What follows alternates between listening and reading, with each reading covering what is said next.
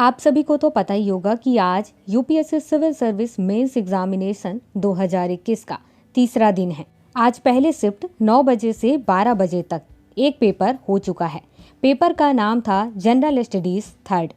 General studies के third paper में पूछा गया पहला क्वेश्चन है, भारत की सकल घरेलू उत्पाद जीडीपी के वर्ष 2015 के पूर्व तथा वर्ष 2015 के पश्चात परिकलन विधि में अंतर की व्याख्या कीजिए।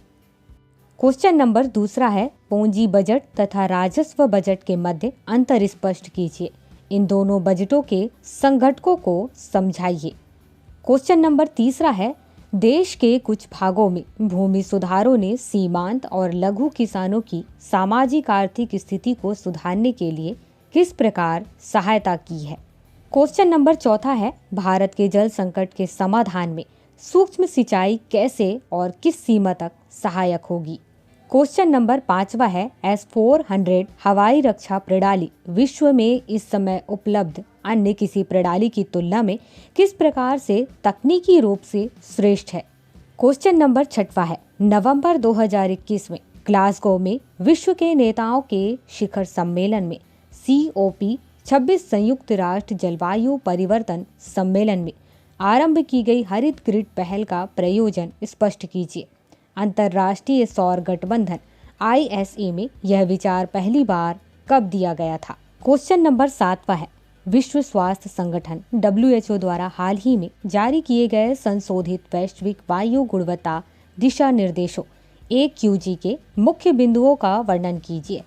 विगत 2005 के अद्यतन से ये किस प्रकार भिन्न है।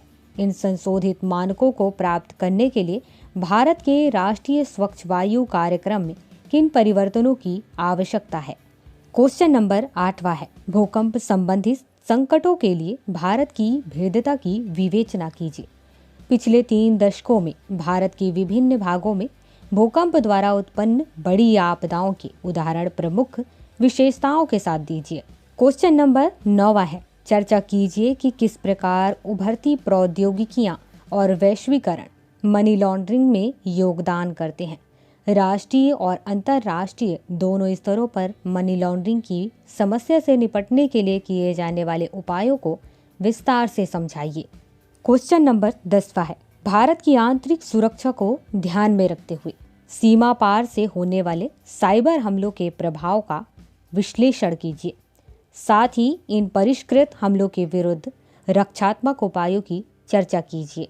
आप सभी यहाँ ध्यान देना कि क्वेश्चन नंबर 1 से लेकर के क्वेश्चन नंबर 10 तक सभी क्वेश्चन 150 वर्ड्स में लिखने हैं। इसके साथ ही ये सभी क्वेश्चन 10-10 नंबर के हैं।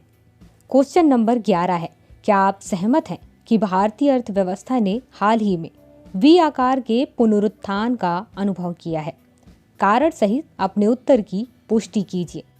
क्वेश्चन नंबर 12 है, तीव्रतर एवं समावेशी आर्थिक समृद्धि के लिए आधारित अवसंरचना में निवेश आवश्यक है। भारतीय अनुभव के परिप्रेक्ष्य में विवेचना कीजिए। क्वेश्चन नंबर 13 है, राष्ट्रीय खाद्य सुरक्षा अधिनियम 2013 की मुख्य विशेषताएं क्या हैं। खाद्य सुरक्षा विधेयक ने भारत में भूख तथा कुपोषण को दूर करने में किस प्रकार सहायता की है। क्वेश्चन नंबर 14 है, फसल विविधता के समक्ष मौजूदा चुनौतियां क्या है। उभरती प्रौद्योगिकियां फसल विविधता के लिए किस प्रकार अवसर प्रदान करती हैं। क्वेश्चन नंबर 15 है, अनुप्रयुक्त जैव प्रौद्योगिकी में शोध तथा विकास संबंधी उपलब्धियां क्या है।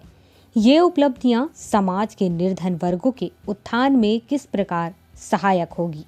क्वेश्चन नंबर 16 है, वर्ष 2014 में भौतिक विज्ञान में नोबेल पुरस्कार संयुक्त रूप से आकासाकी, अमानो तथा नाकामुरा को 1990 के दशक में नीली LED के आविष्कार के लिए प्रदान किया गया था। इस आविष्कार ने मानव जाति के दैनंदिन जीवन को किस प्रकार प्रभावित किया है। क्वेश्चन नंबर 17 है, संयुक्त राष्ट्र जलवायु परिवर्तन फ्रेमवर्क सम्मेलन UNFCCC के COP के 26वें सत्र के प्रमुख परिणामों का वर्णन कीजिए।